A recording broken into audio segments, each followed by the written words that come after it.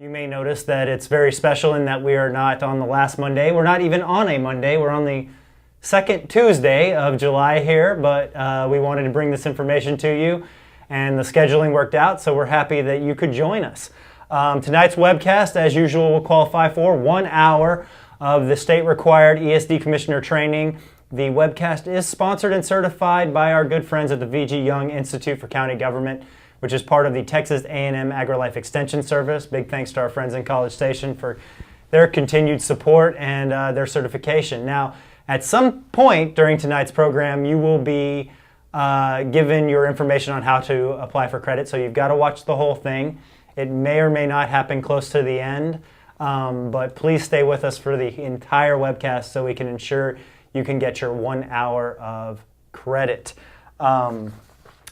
Tonight's webcast, as usual, will give you the opportunity to ask questions. You can call in, fax in, email in, text me right here in the studio anytime you'd like. You do not have to wait to be prompted. To do so, call us at 512-251-8101. Operators are standing by. Email, the safety email, safed@texas.net. Texas is spelled out. You can text me right here, right now at 512-567-0857. Whatever your texting plan is, their normal rates may apply. And as usual, please don't call that number. I cannot answer it while I'm sitting here in the webcast. And for those of you who like to go a little old school, fax us your questions at 512-251-8152. So you can even fax us your questions. Tonight's presenter, let's get on with tonight's webcast without any further ado. Tonight's presenter is a man who needs very little introduction. He is going to get even less introduction. He is John Carlton, the very famous John Carlton of the Carlton Law Firm here in Austin. John has been at many conferences and workshops that safety has put on. If you've come to anything we've done, you've probably in the last, how old are we now? 16, 17 years old? If you've come to anything we've done, you've probably seen John at some point. He is an expert on ESD law. I can say that, right? You're an expert on ESD law? You can say that. Okay. He serves as Safety's legislative counsel. That means during the regular session of the legislature, which just ended, John was very, very busy. He'll be busy again when the legislature begins its very special session next week. So he's here to tell us about what happened and what may happen in the future. We have a lot of information to cover, so please take it away, John. And I noticed tonight, Clay, that you changed the protocol for how people get their password for their credit so that it's at some point during the broadcast. Point. But I'd like to point out that for me that means I must be really boring if you're having to bribe people to stay through the entire presentation. So, just pointing that out. I didn't say anything. Okay. Well, hello everybody. Good to see you. Sort of. I want to go through a presentation on what happened at the legislature, although we don't really know what happened at the legislature because we have a special session coming up. And so I've got a lot of material to cover. As Cliff Avery pointed out to me, I have 57 slides to move you through. So we'll be moving rather quickly, but if you have questions, please don't hesitate to either fax or text or email them in. We'll be happy to try and answer them. So our legislative update, the session ended on May 29th with sine die. The 20th day following the session on June 18th was the last day for the governor to either sign or veto bills that were passed during the regular legislative session. He had 6,631 bills to watch go through the legislative process.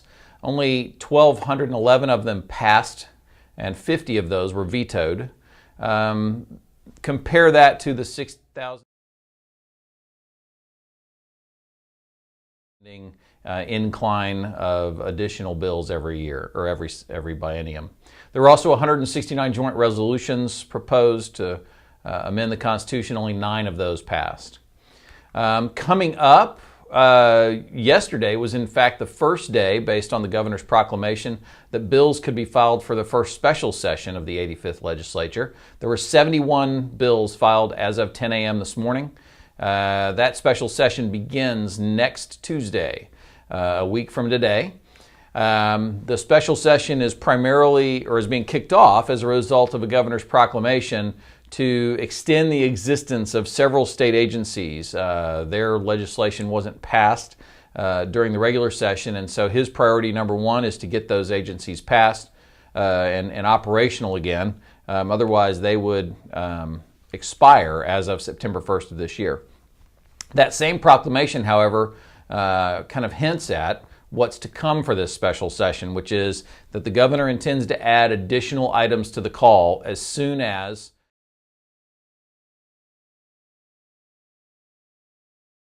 running. Now, there's been some debate about what that means, passage of those bills, whether that means they're on his desk or through one house or two houses, I'm not sure, but we'll see how that goes. The supplemental proclamation, there's a draft of it out there already, which the governor's office has provided. That supplemental proclamation is intended to advise people of what he's going to add to the special session. There are a number of topics. This is the way the governor kind of sets his priorities. He's the only one that gets to decide what happens during the special session. There's a number of things related to schools. There are a couple of things related to property taxes, most importantly. We'll talk a little bit about what happened during regular session, but what's to come during special session. But there will be legislation reforming the laws governing ad valorem property taxes. In addition, there's a few other things with respect to scheduling of Sunset Commission and some other issues. I'm kind of skipping through to the ones that are going to be important for emergency service districts and local government. These two items on this slide, one is legislation using population growth and inflation to establish a spending limit for state government. Now, that is for state agencies. It doesn't affect local government. However, there is a similar item on the call for using those same factors to establish spending limits for political subdivisions. And our conversations with the governor's office several weeks ago, they weren't able to specifically give us any calculations for how those caps would be put in place. And honestly, I haven't seen any legislation filed that would affect that, but we are going to be concerned about it coming forward in the special session. Two other items that are significant for us. One is the governor would like legislation that protects private property rights from political subdivision rules. Now, that comes into play for our ESDs with respect to fire code enforcement and rules regarding compliance with fire code. Second is if you do have to get a permit from a local government entity, he wants legislation passed that would expedite the processing of those permits for property owners. In addition, he wants to prohibit political subdivisions from imposing new rules, but he wants that prohibition and that determination of when a new rule is to be based on the time the property was acquired by an individual. There are current laws already in place about grandfathering of regulations, but this would be a departure from those and probably push the time frame back with respect to that grandfathering. He also wants to continue with the push to reform municipal annexation. It ended up in the regular session, but we look to have that come forward in the special session as well. We've already had some conversations with a few members about that particular piece. Now, there'll be some other legislation that he wants to push forward regarding handheld mobile communication devices as far as preempting local regulations. And then the bathroom bill, essentially, is what this legislation regarding use of multi-occupancy showers, locker rooms, restrooms, and changing rooms is. He wants to continue to pursue that to get more than what was passed during regular session. And then this is a huge laundry list, so these are the items that would come in to the session.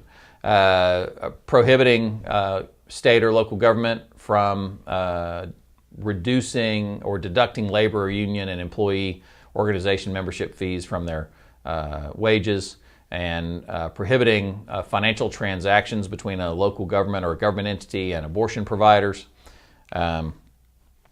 restricting health plans and health benefits, plans for abortions, and then legislation strengthening laws applicable to abortions and abortion complications to the Department of State Health Services. The governor, also wants to push legislation enhancing patient protections for DNRs, do not resuscitate orders, and then also legislation regarding ballot fraud, mail-in ballot fraud particularly. Now all of that huge list of items has to be completed by August the 17th. That's the length of the special session. If that's not completed, the governor will be faced with a choice. Does he call another special session to address those issues, or does he let them go? Essentially, that list of issues is the governor's platform. Those are the things that he believes are important enough to bring the whole legislature back into session. It doesn't match up exactly with Lieutenant Governor's list that we saw going into session about his priorities. And so I think this is the governor trying to assert his opinion on the policy of the state and get the legislature to push those ideas that he wants them to enact. Now, interestingly, the Monday, August 28th, after special session ends, is also the 91st day after the regular session, which is when bills that didn't have an effective date would go into place, unless they had some other effective date specified in the law. Let's talk a little bit about those issues that came up during the regular session. The governor had some emergency items. That's how he gets to dictate the items that are important to him during regular session. Those emergency items were ethics reform. There were 3 bills passed regarding that. There were a number of bills that did not pass. The Child Protective Services restructuring, CPS, House Bill 5, and several others that modified how Child Protective Services works in the state passed. The Sanctuary Cities Bill, SB 4, which also passed. And then a Convention of States. So there were 2 joint resolutions and a Senate bill passed with respect to how the Convention of States was desired by the state of Texas, and that would result in potentially a conversation if enough states pass a Convention of States resolution to bring us to some constitutional amendments at the federal level. Now, I mentioned earlier, after going through the governor's list, the lieutenant governor's issues. As we talked about before, the lieutenant governor had a laundry list of issues that were important to him. Number 1 was that comprehensive property tax reform, which is why we're going to see it again in special session. He and the governor aren't exactly eye to eye on how that's going to work, but the governor wants something more than what the House took action on, I believe. You'll notice that list follows some of the governor's items, but not in every way. There were some other issues during regular session that we tracked, one of which was municipal annexation. We were heavily involved in that reform, and we also monitored some of the gun control or concealed carry legislation that was passed. Now, our legislative agenda. Well, our legislative agenda, you may recall, was developed back in September of 2017. We had 50 people from across the state, divided into caucus groups, and came up with this list of 5 issues that were really important for members of the association. Municipal issues, sales tax, service provider, property tax, and government transparency. Now, during the session, our legislative committee from the board helped guide me in our approach down at the Capitol. That committee is composed of Scott Morgan, who's the president, Liz Cargile was the vice chair, also a past president, Jim Carter from North Texas, Paula Barr from Central Texas, and Bob Janusitis from the Houston and Southeast Texas area. Our agenda involved several key items. 1, protection of ESD funding. In order to do that, we had to work to oppose any limitations on exceeding the effective tax rate or changes in the rollback rate. Essentially, we worked hand in hand with folks from the Texas Municipal League, the Texas Association of Counties, and other county representative organizations. And the result was there were no changes to the rollback rate or the effective rate during the regular session. However, that issue is coming back during special session, and that's going to be one of the things we're really focused on during the next 30 to 45 days.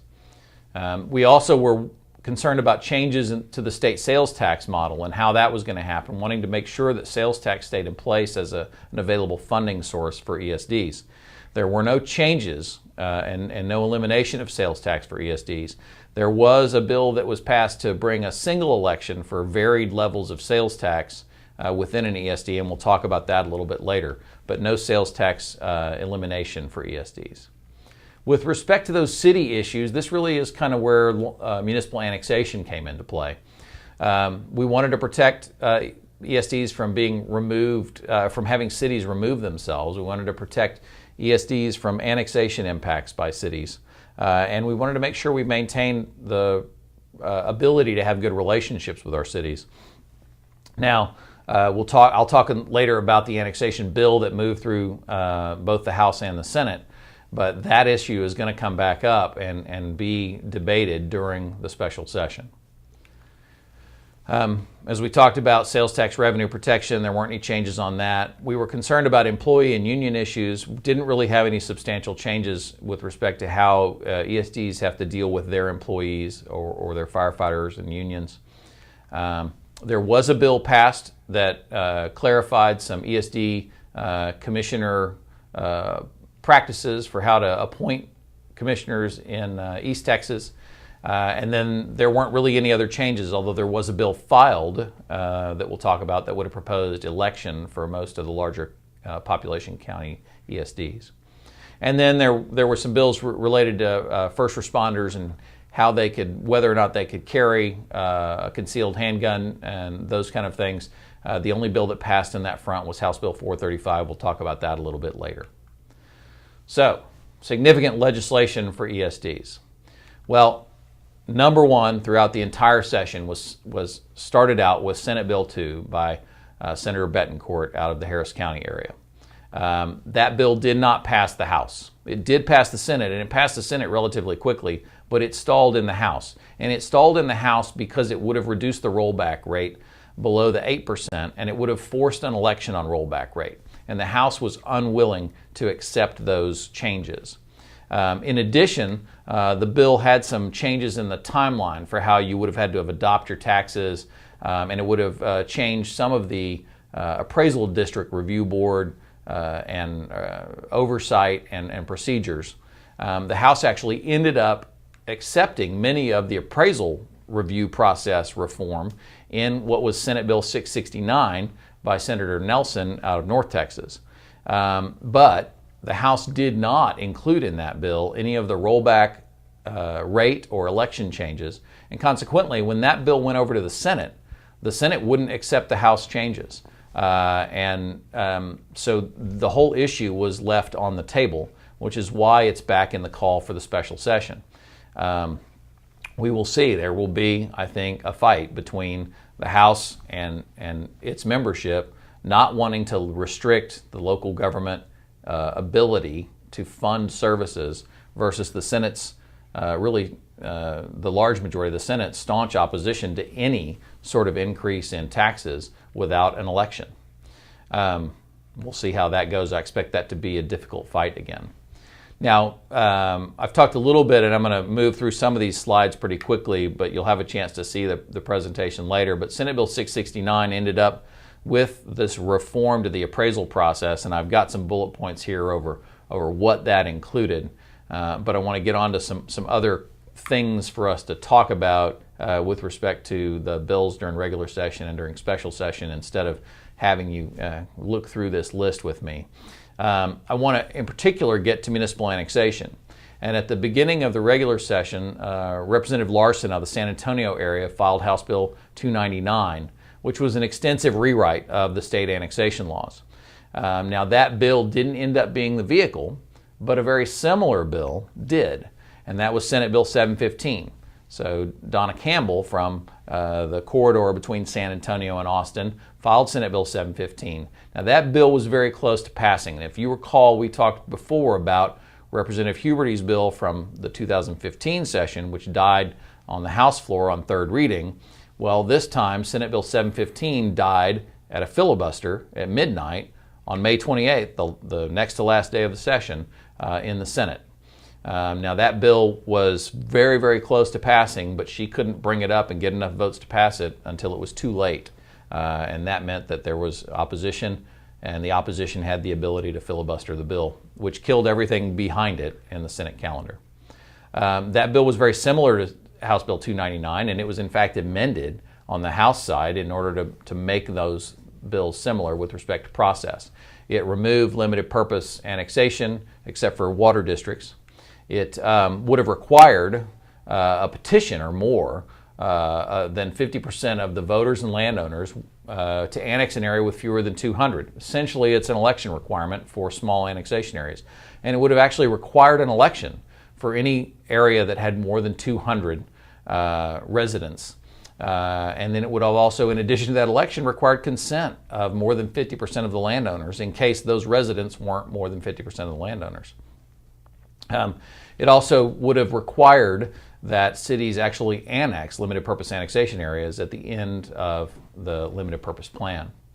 Now, the other thing that we worked on in that bill was we inserted a provision that would require that service providers like ESDs, and we weren't specific, it was all sorts of service providers, would get notice of these annexations coming forward. That provision was inserted in the bill, but because the bill died, it was not added into the law. I really expect this to come back during special session in a very similar format. There were a few other things added into that bill, and we'll talk about one of them a little bit later that I don't expect to be in it, but municipal annexation reform is on the table for special session. Now, two interesting bills that were that were companions, House Bill 2596 and Senate Bill 655 by Representative Larson and Senator Betancourt. Neither one passed, but they may come back in special session. I'm not really sure. They required notice of the extent of a municipality or its ETJ to be out there in the record so that people could actually find out where the city limit boundaries were and where the ETJ boundaries. That information is not readily available. That bill would have required it to be more available to the public, and I expect that to come back. Now, legislation affecting municipal annexation, Senator Menendez did pass a bill that extended some of the provisions on ESD annexation that applied to the Austin annexations to San Antonio. Now that bill passed, it becomes effective September 1 of 2017. So if you're in Bexar County or in a surrounding county and San Antonio is annexing into your area, as of September 1st, they're going to have some additional hurdles to jump through. With respect to sales tax, one of the bills that was out there moving through was House Bill 1370 by Representative Drew Springer. Now, Representative Springer doesn't have any ESDs in his area, but he's a volunteer firefighter, has a good connection with the volunteer firefighting community. His bill would have allowed smaller cities and ESDs, smaller sales taxing entities, access to more detailed information about sales tax generators in their area. Now, there was some debate with the folks who pay sales taxes, the businesses that do, about whether that was good information. They're worried about competition with other sales outlets. That bill ultimately died on the House floor without a vote because of that conflict. I don't see it coming back this session, but it may come back next session if there's some negotiation that can be made and things that can be worked out about how we can gain access to that additional information. Those of us that collect sales tax, that information would be really helpful in terms of planning and knowing what our revenues are going to be or what the addition of a store or the loss of a store may mean in our area. The other bill that I want to point out related to sales tax is Senate Bill 1727 by Senator Birdwell. Now, this was a bill that changes somewhat the procedure for ESDs to implement sales tax. You all may know that the Comptroller's Office has in the past held that we have to have serial elections to impose sales tax at different rates. This bill alters that process specifically and says that an ESD can have a sales tax in one election at one time to adopt sales taxes of different rates in different areas within the district, which allows you then to have an election and take up all of the available sales tax within your area, regardless of how many other entities have different levels of sales tax. That bill became effective June 9th. We'll be curious to see how it changes elections. One significant thing it does is it requires everybody in the district to vote on those elections. So even if you may have sales tax areas that are excluded from your sales tax, those folks would vote on it so that all your voters within your district will be involved in the election process. Now, open government. Senate Bill 625 by Senator Kolkhorst. She was a little bit on the warpath about transparency and access to financial data. She passed this bill, which requires the comptroller to create a database of special districts. And each special purpose district has to submit particular items to the comptroller. It's really similar to what we've been submitting to the Department of Agriculture, but with a few other things. So I'm sure we'll be able to work through the process of helping you get this information to the comptroller. It becomes effective September 1st of this year. There are some provisions about any district that fails to comply with submitting the data gets placed on a non-compliance list and is potentially subject to some penalties. So we'll help walk you through that as we get towards the implementation of it by the comptroller. I don't expect the comptroller to come out with immediate implementation, but we'll be watching their rulemaking and their processes and let you know about how that happens. There was a little bit of legislation affecting Emergency Service District employees. House Bill 2685 by Armando Martinez would have placed ESDs in the same field as municipalities with respect to employee laws, in particular civil service. That bill died in committee. It never even got heard in committee. And so it never made it to calendars, never made it to the floor. It would have imposed a laundry list of items on ESDs who have paid firefighter employees. And we opposed that bill because it would have increased our costs of providing service. And with our 10-cent constitutional cap, any bill that imposes additional costs on us is a problem because we're already trying to make ends meet with what we have. The list of the things that it would have required is in here. The bill refers to several provisions in the local government code related to civil service for firefighters, but I've just provided the list to you to be able to review. Now, there was another bill, House Bill 2351 by Pancho Nevarez, which related to investigation of firefighters. This was an issue that kind of came out of his district. That bill actually went through the committee hearing process and was amended to remove its impact on ESDs and make it only impact municipalities, but it died on the House floor because it was withdrawn from the local calendar, which meant there was a member that was willing to stand up and talk for more than 10 minutes to kill the bill. That bill may or may not come back in a future session, but it did not pass. Now, this is gun control legislation affecting ESD volunteers, House Bill 435 by Representative Ken King. This bill defines volunteer emergency services personnel. And we're talking about volunteer personnel, not paid personnel. The bill provides that if a volunteer who meets that definition is carrying a concealed handgun with a valid license while providing services, emergency services, that the volunteer is exempt from some of the prohibitions on where they can carry their concealed handgun. But in addition, it states that the governmental entity, the ESD in this case, is not liable for the actions, for any civil action against the district for the actions of the volunteer. Now, the other thing it clearly states is that if a volunteer is concealed carrying a handgun while providing emergency services, that is out, and they use that weapon during that time, that is outside the course and scope. That's of their duties as an emergency services provider. Now, that's kind of language legally that would basically say that they're acting without insurance from the ESD or whoever their volunteer organization is. The ESD can't be liable for that. And so this bill really attempts to allow those volunteers to carry, but it does not, and it also, as a result, then tries to carve out any liability for the ESD or the service provider itself. Now, they have to be engaged in providing emergency services to gain this access to the liability protections. The bill does not require ESDs to allow their volunteers to carry while providing services. There is nothing in the bill about that. I'm I agree. TML's got some positions on this as well, and they're telling their member cities that they do not have to allow concealed carry for their volunteers.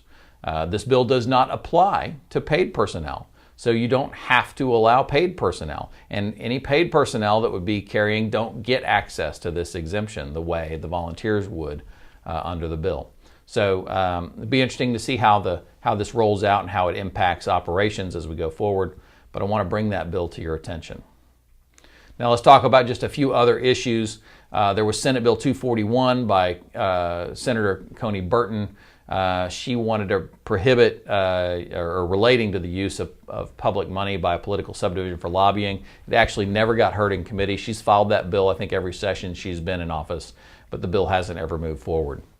I think the legislature is well aware that political subdivisions with volunteer board members need help in getting their positions heard down at the Capitol during session, and that you all can't just drop your jobs and come down for weeks on end while the legislature debates topics. So let's go to legislation that affects Chapter 775. Representative Eddie Rodriguez out of Travis County filed House Bill 3074. That bill was an effort to address an annexation compensation issue that arose in that district, in a district in Travis County. The bill was heard in committee, but didn't have time to get set on the House calendar, and essentially the bill couldn't get a hearing in committee in time to get on the House calendar. It was added, however, into the House amendments for Senate Bill 715, which was the annexation bill. But that bill died on the Senate floor when it went back over. It may be back in special session, the topic might be, and I'm not sure whether Representative Rodriguez will refile it, but it may come up in some form. I don't believe we're going to see it in the overall annexation reform bill, but it's possible. So we'll keep an eye out for that particular change. Then Senate Bill 1563 by Senator Kolkhorst, which would have changed the audit requirements for ESDs. I'm not sure what the genesis of this concern was on her part, but it was sort of some minor tinkering in what the audit process was. The bill was never heard in committee. I don't believe it was heard because I don't think a committee hearing was ever requested. So we may or may not see that back in the future, but we're already required to have audits. There's already procedures for that, but we'll continue to work with Senator Kolkhorst on those issues.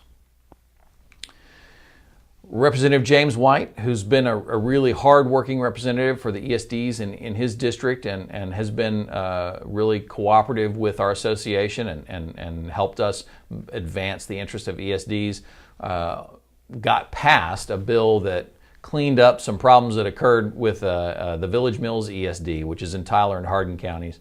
When Chapter 776 was in place many years ago, there was a provision that allowed that particular ESD to have its commissioners appointed instead of elected. This bill was passed and cleaned up, so it clarifies that appointment is possible there. That bill became effective immediately on May 29th. Excuse me. Then Representative Chairman Coleman authored House Bill 2211, which would have clarified some issues with respect to qualifications to be an ESD commissioner in Harris County. That bill never got heard in committee. It was added into, however, what we call the County Omnibus Bill, which was House Bill 4180. But when that bill went to the Senate, it was removed in the Senate. And it was removed because the senator handling the bill didn't want any legislation in the bill that hadn't already passed the House. She didn't want to create a legislative pathway for something that hadn't gone through the entire process. So that bill may come up in the future, but it died when the House did not concur in the Senate amendments to 4180 because Chairman Coleman didn't like some of the things that the Senate put in his bill. So Representative Jason Isaac authored House Bill 1510, which initially proposed to move oversight of emergency service districts from the Department of Agriculture to the Texas Commission on Fire Protection and the Department of State Health Services. That bill was amended through the process, and Representative Isaac worked with us to find the right place for ESDs. And we believe we did that. It passed as amended. And as a consequence now, the Division of Emergency Management, which is part of the Department of Public Safety, is now where ESDs will report effective September 1st. So safety is working with the Division of Emergency Management, the Division of Emergency Management to get that reporting in place and hopefully get some more help from the state with respect to how ESDs function and maybe an advocate for the funding needs for emergency services. Representative Isaac also proposed House Bill 1509, which, as I mentioned briefly earlier, would have required elections for most ESD commissioners in the state. That bill, however, was never heard in committee, and I think as a result of much of the effort of ESD commissioners who are constituents of Representative Isaac in his area, I think he began to understand some of the challenges of elections for ESD commissioners versus appointment. And ultimately, he chose not to pursue that bill. Now, the information about what's going on at the Capitol can be found at the Capitol website, which is on the screen now. The really critical thing that I think we have going forward is that special session starts in 7 days. There will be more than the 71 bills that have currently been filed. Those 71 bills are just the tip of the iceberg. And really, the current thought is that the governor will, in fact, add the additional items to the call once these state agencies are reenacted and refunded. Once those items are added to the call, then the houses can begin to take up the bills that have been filed. I haven't seen an annexation bill filed yet. The property tax reform bills haven't been filed yet. It's interesting when you look at the list of what has been filed. In the House, bill numbers 1 through 40 are all reserved. The very first bill that was filed was 41, and I'm sure there are reserve numbers in the Senate as well. So I'll be curious to see how those bills get filed over the next week, because once the session starts, there's very little time to move things. We had months during regular session. But during regular session, there were some really key senators and representatives, in particular with the area of property tax reform. That's where I think the biggest debate is going to be, at least from a local government perspective, during the special session. You have senators from rural areas of Texas that know that funding in their areas is really tight, that their local governments need flexibility to provide services. Senators like Senator Robert Nichols from East Texas, Lois Kolkhorst from the Texas coast between the urban areas, Senator Perry, Senator Selliger from West Texas. Senator Selliger, in fact, voted against the Republican platform for these property tax rollback changes and elections. And then Senator Craig Estes from the rural part of North Texas, north and west of the Dallas-Fort Worth area. Those senators really, although they're Republican and although they are opposed to property tax increase, they really had a hard time with, I think, the platform of the lieutenant governor and what we assume may be the platform of the governor, because they know that local government needs flexibility and that some of the smaller entities like ESDs and small counties and small cities need to be able to increase taxes a reasonable amount without incurring additional costs. Senator Buckingham was a first-term senator out of Travis County and some of the rural areas west of Travis County. I'd put her in that group as well. For our ESD members, contacting these senators is critical. You need to let them know what the impact of the proposed property tax reform in Senate Bill 2 would have done to the ESDs.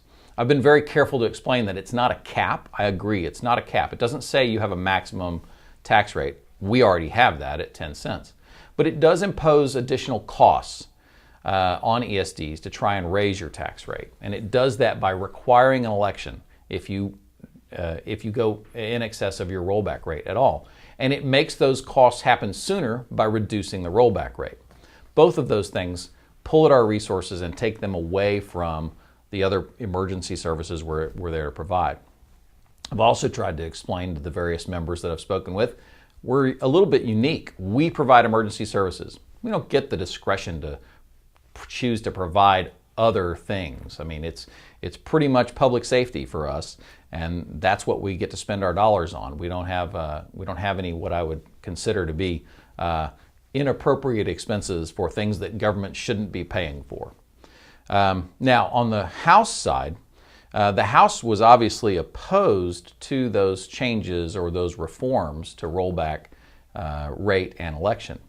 But still there's going to be pressure in the House because of the governor putting this item back on the call.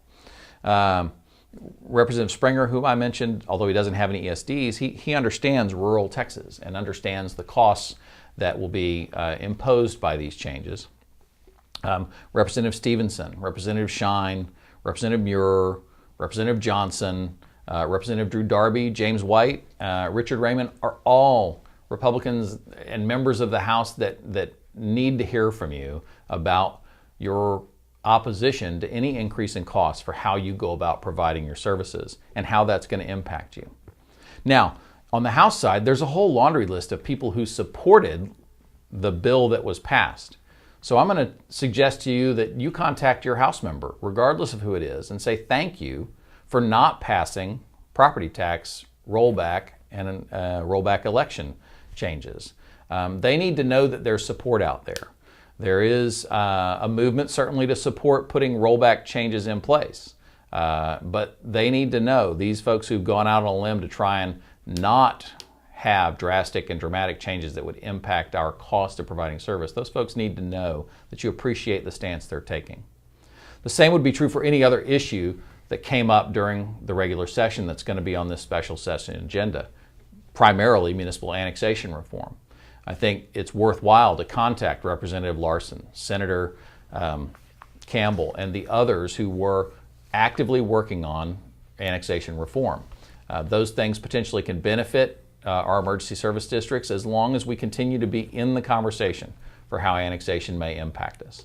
So we have a really short window. Special session doesn't occur very often, and there'll be a lot happening, but contacting your representative or your senator is important right now so that they hear your voice before this 30-day cycle starts. So we've got a week to go. There's a lot going to happen before we get there, and I'm hoping we've got questions for folks. We got a couple. Real quickly, before we get to that, I do want to say we've been contacted by a couple of folks who had technical difficulties. I've checked with a couple other people who I knew were watching, and they were okay. So not sure what's going on. We've tried to fix the problem in a number of ways, but there will be a recording of this posted to the website. And if you contact us and you had some technical difficulties, you maybe missed some of the webcast to this point, we'll be sure to get you that, and we'll work out the whole credit situation too there. And if you can't see me right now because you had technical difficulties, then this message doesn't help you very much. But there will be a recording, and we will do our best to make sure everybody gets satisfied for the webcast and the credit. Now, I do want to put out one last call. We don't have a lot of time, but if you do have questions, please get them in to us here at 512-251-8101. You can just call in that number. That's a safety line, and you can just tell us your question. Email us at safed@texas.net. Texas is spelled out. That's the safety email address. Many of you know it. You can text me right here. Many of you have been already, mostly about your technical issues. You can text us at 512-567-0857. Normal text messaging rates apply there, and you can even fax us at 512-251-8152. Let's just go straight to it. We had one question, and it's a little confusing. Did safety have input into House Bill 93? I wasn't familiar with that one. I don't believe that we tracked House Bill 93, although and I'll confess, my list of bills we were tracking was about 250, and so I don't have them all memorized. I looked it up, and it was relating to. I mean, it was kind of a vague caption relating to divorce on grounds of insupportability. I'm not sure. Not sure if the numbers right there that the questioner was asking, or if there was something in it. I don't remember 93. You know, if they'll text back and say on the bill relating to whatever the subject was, right. That'll prompt, and maybe we can get you an answer. Not ringing a bell. Okay, let's try this one. What do you think about sending out a pre-addressed stamped return envelope with a petition to gather signatures? This is sort of a not legislative question, I think. But let's give it a shot anyway. What do you think about sending out a pre-addressed stamped return envelope with a petition to gather signatures from ESD residents calling for a sales tax increase election for an ESD? That's pretty fact-specific. Consult your attorney. Pretty fact-specific. Yeah, I'd say consult your attorney. I will note this. I'm not aware of an ESD sales tax election that's been called as a result of a petition. I think all of them have been just the decision of the board. I could be wrong. A petition to gather signatures from ESD residents calling for a sales tax increase election. Yep. Well, that's not something I've ever heard of doing. It's possible. The law allows folks to petition for that kind of an election, but to my knowledge, I believe all the sales tax elections for ESDs in the state to date have been called by the boards without the need for a petition. Let's review real quickly what we have. That the bill that did pass, I'm blanking right now. Senate Bill 1727. The one about sales tax reform, right. the election reform. Right. So, just to be clear, you no longer have to go back, right? Well, still confuses me. So if it confuses me, the comptroller's interpretation of the law as it existed prior to this bill passing was that if you had available sales tax in your area, and say you had a city that took up a penny of sales tax in your ESD as well, that you had to have an election for the penny for the area where the city was, and then you had to have a separate election for the other penny that was available outside. Right. In other words, you had to stagger your elections.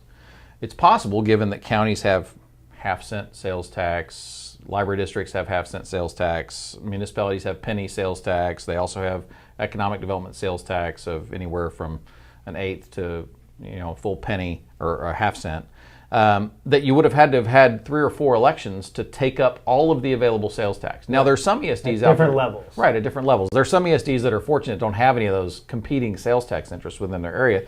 They could have one election and get the whole 2 cents. Mm-hmm.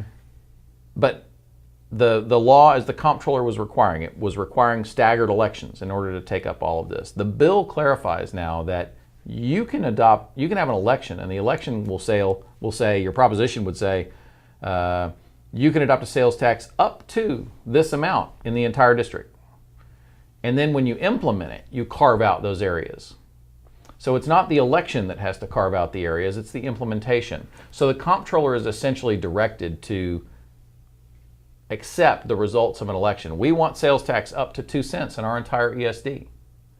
And if the people vote for that, then the comptroller has to now figure out how they're going to collect in the different areas with the different levels, as opposed to requiring an ESD to have multiple expensive elections to do that very same thing. So is the carve-out election still a thing? For instance, if a municipality is at 2 cents already, can you carve them out? So the municipality is going to be carved out of the impact of the election, but the election, I believe, now is going to have to be a district-wide election. But the municipality, and let me be very clear, if there's an area that's already got sales tax, it's not going to be impacted by that sales tax in that area is not going to be impacted by this election. Right. What do you think the governor's top priority for the special session is? It's hard to tell, given the, say 19 or 20 items that are on in his proclamation. I think his number one priority is the the state agencies, which is why he's characterized this special session the way he has with, first enable these agencies and then we'll go on and talk about the other issues. I don't believe that his list is necessarily a priority in order of priority list. I haven't heard that. It's possible. Lieutenant Governor Patrick's priorities were as he had listed them before the regular session. So I wish I could tell you, but I just don't know. I suspect property tax reform is up there of some sort. Whether his priority is that it include rollback rate change and rollback election change, I don't know. I don't know whether that's a priority for him or not. And municipal annexation reform, I think, is important to him, but I don't know where it falls with respect to the other issues. Okay. Real quickly, before we get to the credit part of this whole thing, can you tell them out there in the ESD world what's the most important thing they can do during the special session to be involved? The most important thing you can do, I would say, is actually contact your representative and senator before special session, because special session is going to be a condensed version of session, and they're going to have very little time to really listen and deal with any substantive conversations. Now's the time to have those conversations, and the window's closing quickly. But during session, to the extent you're paying attention to particular bills, and I'll attempt to have the list of stuff that's been filed up as quickly as we can get it. To the extent you have input on bills, you need to be contacting your representative or your senator, which is what I always advise folks to be doing, regardless of whether they're in the legislature's in session or not. Okay, well, let's get to how you get to credit, shall we? Thank you so much, sure. John. Well, surprisingly enough, it's at the end of the program. Yeah, surprise, it's at the end of the program. As I said, we will be having a recording up for technical issues to make sure that everyone can see the full webcast as we go forward. So we will go ahead and get that up and get you a link there quickly. But for now, let's get to how to apply for your 1 hour of credit from the webcast. Go to the website www.safe-d.org/webcast1707r8.pdf. You must enter the keyword there, relapse. No .pdf. No, don't listen to me. Look at here. Look at the thing. It's just 1707r8 is the end of that URL. It is not a PDF. Once again, we'll try this again, and I'll do it right this time, I promise. www.safe-d.org/webcast1707r8. That's all you need to put in there. And that's how you enter your application for credit. The password on your screen is relapse. It's all one word, RELAPSE. Once again, one word, all lowercase, relapse. What the legislature is having right now, they're having a relapse. RELAPSE. Keep checking the safety newsletters, both print and electronic, and our website for information about safety training opportunities, including our annual conference next year in Galveston.